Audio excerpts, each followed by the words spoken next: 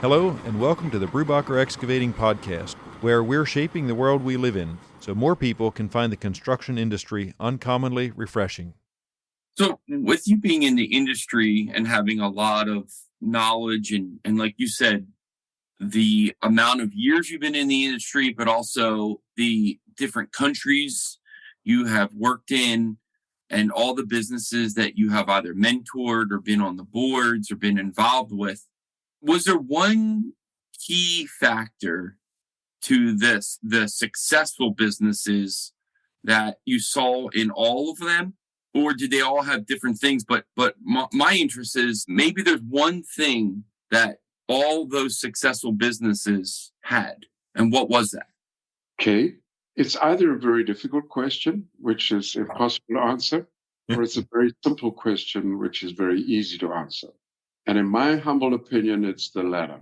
The answer to the question, the companies that have been universally successful, in my opinion, are companies where the people bank is full, that grow and develop people and have the human resource to do their work, all right? Companies that understand that every person's a gold mine and your job is out there to go find the gold and develop the person.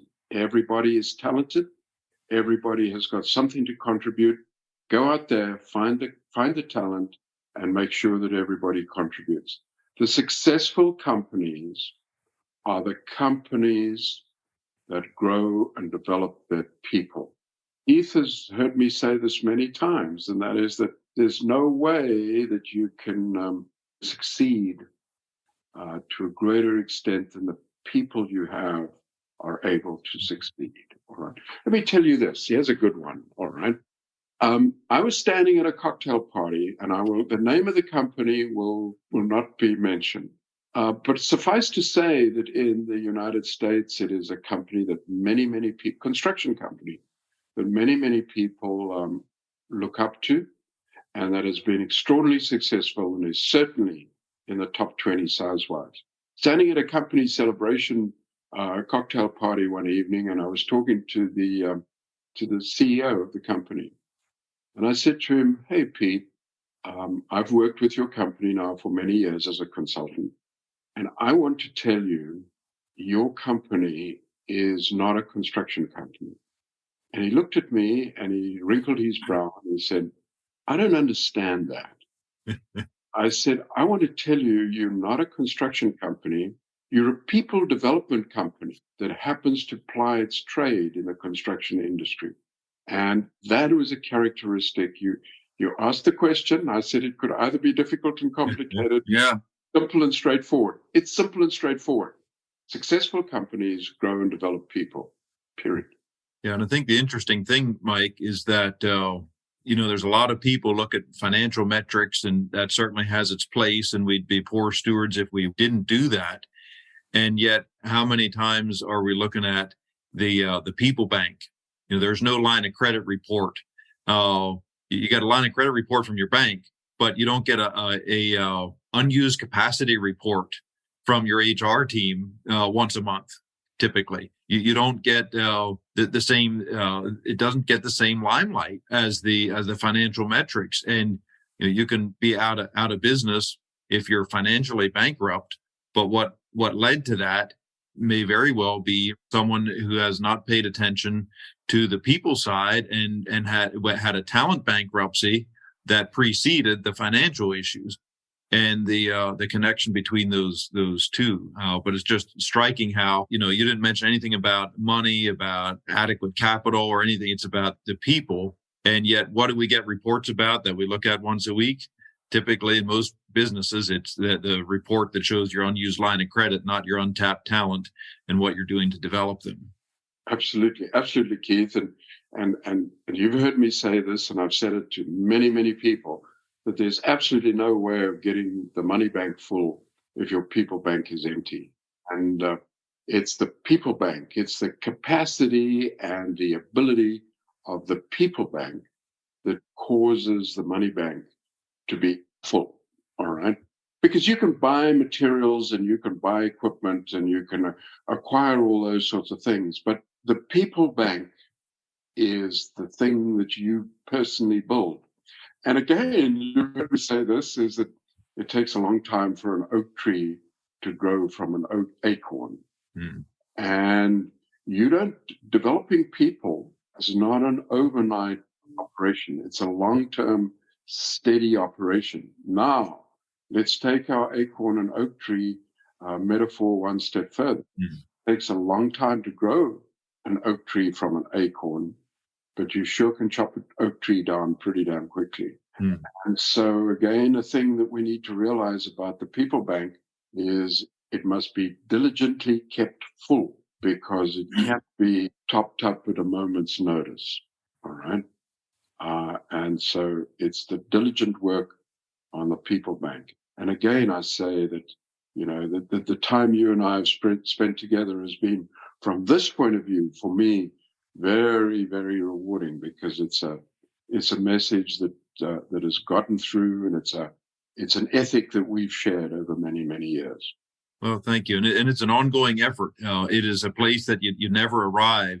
We're certainly working diligently. In fact, as we're talking, I'm thinking about some things that I need to say and discuss in a meeting I'm going to be heading into shortly. So it's a great reminder, and it really is a journey and an adventure. And I think the other irony, Mike, is that in this desire to keep the people bank full and to welcome new people into a company in construction or into an industry, we tend to focus on what you're going to do. And there's value in that. I heard you mention things like building tangible things that people see and value, doing things with my hands, see the product of your work, get to work outdoors, work as a small team, projects that are accomplished and the outcomes are visible. It's not ambiguous. Did we either accomplished it or it's not? The curb is there or it's not. The pipe is in and water's flowing through it or it's not. And there's a lot of variability. And I think, I don't know, we talk a lot about that in the recruiting process to help people self-select in or out more effectively. And I'm just curious if there's other things that you would add to that, keeping the people bank full. Are there other things where you see companies are missing the mark, talking about this over here, when the real focus is that determined success is somewhere off to the right of that?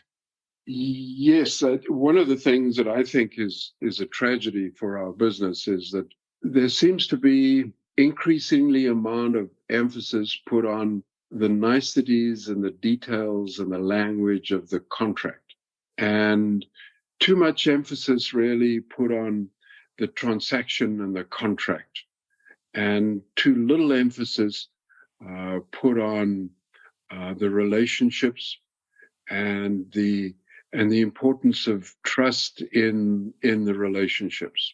All right. Now, I think that's also a sign of the times. And here's an old guy talking about the good old days when we were all friends, right? But you cannot write a contract that replaces trust. All right. And I think that that we have to look after the trust me tree, and we have to make sure that the foundation of our relationship is trust. A relationship where the foundation is the letter of the contract is not a very satisfying relationship. It can be successful, and it is successful, but it's not a very satisfying relationship. And so, if I think that there's something that we need to keep ourselves really attuned to is let's make sure our relationships have a solid foundation of trust, and then let's layer on top of that a good understanding of our contractual rights and obligations, and then let's get on with the job and build the work, develop the people, and make sure that everybody participates in the success of the operation. All right. It's not only the project manager or the CEO who's built a successful project. Everybody that's been part of building that successful project. Whether you're a laborer, whether you're a surveyor, whether you're an operator, whether you're a pipe layer, it's your project. And you can drive past that project and tell your children, I built that manhole. See that manhole over there? I built it. All right. And that's a great source of satisfaction. Not a lot of people leave footprints, and we certainly can, at all levels of the construction industry, leave footprints all over the place with the work you do and with the people you grow and develop while you're doing that work. So what advice would you give? We were talking about, trust, like an oak tree, it takes a long time. And you said, if you cut it down, it can be, sometimes projects don't go the way that we think they're going to go. So what advice would you give somebody if they're going through a tough time or it didn't go the way they thought it was going to go? What would you say to them? Gee whiz, yeah. Because, I have been heard to say that sick projects or losing projects, and they do exist, all right, they do happen, although they needn't happen as frequently as I think they do. Their cost in people frequently exceeds their cost in financial terms. I think the most important thing to do is to not play the blame game. All right, it's a tough business and stuff, and all sorts of things that weren't anticipated at the beginning can and do happen. And I think that we must just accept that that's part of the business. It's kind of, he has a good metaphor for what I've just said, and that is, I get really in a knot. And a couple of days ago, I plus minus torpedoed a dinner party where somebody around the dinner party was blaming the airline industry for all the delays we've experienced the last little while. And I said, it's impossible to fly an airplane when it's snowing, all right? And nothing's achieved by beating up on the airline industry because the runways are snowed in. Nothing's achieved by beating up on the airline industry because they don't want to take off in an airplane that's got an inch of ice on the wings. That's a fact. It's happened, all right? Now, nothing's achieved by beating up on the airline industry under those conditions. And when you've had a job where the ball has bounced badly and things have not been as envisaged, don't beat up on the people, okay? There are many delays which are not weather problems, and I'm not condoning those in any way. If the flight's delayed because it's snowing, don't write to the chief executive of the airline, okay? It's the wrong thing to do. He's battling as hard as he can. And if the ball bounces badly on a job, all right, don't beat up on the project team, all right? If you believe in and you've properly developed and grown the project team, they're doing their level best to get it right, okay? And so, yeah, I don't quite know where we started before we started speaking about airplane delays and snow. But I think we started by saying that it's very destructive to beat up on your people, period. And it's very destructive to beat up on your people when they are not the problem. And if you grow and develop your people correctly, your people should not be the problem. Well, and I think in addition to that, Mike, it's very wise words that you've shared. In addition to that, I would add that well-developed people of good character will also be self-reflective, and they'll voluntarily evaluate, there's a couple things I could have done differently, and they'll share those not only with their person they report to, but with others on the team for the good of the team, rather than brush it under the rug and hope nobody notices. That was embarrassing. And I think it really does come back to character and the ability to self-reflect and learn, and back to where we started around that passion to do my best, even when things went differently than planned, to recognize that my identity is not in my work, and therefore I can hold it out, look at it, evaluate it, and if there's something that went differently than planned, I could have handled differently, can I be humble enough to show up to class and learn after we've now paid the tuition? Mm-hmm. And I think it really does come back to character, and people that have that passion for the industry, build tangible things, have an influence in the lives of others, and have a commitment to grow and develop their character. There is plenty of opportunity in the construction world to do those things. And if you're not finding that at the company that you're involved in and listening to this podcast, then maybe you're not in the wrong industry, maybe you're at the wrong company.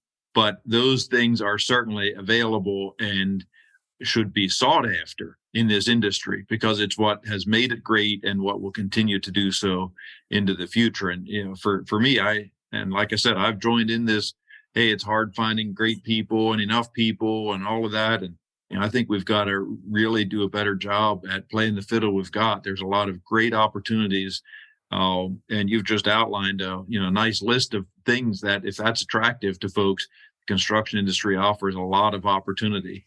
And we should, I think, as an industry, stop moaning and complaining about what we don't have and what isn't the case, much like the airline example, and be grateful and highlight the wonderful opportunities that are here. So we appreciate your input here, Mike, and you're joining us on the podcast. Is there any final words of wisdom you'd like to share in summary as we think about these topics of impacting the lives of people through our roles in construction?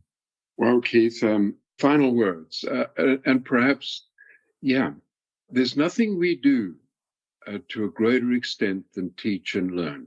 I think we teach constantly and we learn constantly. And that's this kind of tradition, if you wish, or thing that we grow up experiencing or saying, is that there's a place where you learn called a classroom, and there's a time when you learn called when you're at school. No, I think that's a great disservice. There's a place where you learn which is everywhere, every single time, and there's a time when you learn which is all the time. Every interaction you have with someone is an opportunity to teach and learn. And there's only one thing you do constantly. Well, you breathe and you live and you do all those good things, but you're teaching and learning constantly. And I think that's the fun of life. The fun of life is to constantly learn from others and constantly seek to contribute to others' learning. All right. And so, as a wrap up, if I want to say as a wrap up, and what I want to leave folk with is that teaching and learning is the thing we do most. And please move away from this idea that it happens in a classroom before we're 18. No, it happens everywhere, every day. Wow. Thank you for your time today, Mike. It's, you got my head spinning. I'm telling you, I am just sitting here listening to this. I could listen to this all day long, just you talk, and I hope this podcast makes people think about teaching and learning and their journey and their adventures, and not just in the construction industry, but their home life and everything that they do, and also have a passion that we share for this industry. I really appreciate your time today. Keith, as always, thank you for your time today. I will give it to you, Keith, if you would like to wrap up or say anything to end this. But time is flying by so fast. Yeah, you're welcome. Thanks, Mike, for joining us. Chris, thanks for setting everything up and hosting. And it's a great opportunity to share and talk and to think differently, and even to evaluate things in our own business that we can improve, even as we seek to contribute to the growth of the industry and the success of others around us. And it's been a great opportunity to do that. And I've got a few more bits of Mike Vorster wisdom with quotations that go into my file for my book about Mike someday. Thanks again, and have a great day, everyone. Thank you all. Thank you. Thank you. Have a great day. Thanks for listening to the Brubacher podcast today. If you enjoyed it, please subscribe to our podcast so you can listen to the new episodes each month. Share it with your friends in the industry and those who might like to learn more about the construction industry. Feel free to check out our website at www.brubacher.net. I'm Keith Brubacher, president of Brubacher Excavating Incorporated, and we hope you found our discussion insightful, and we look forward to the next time together.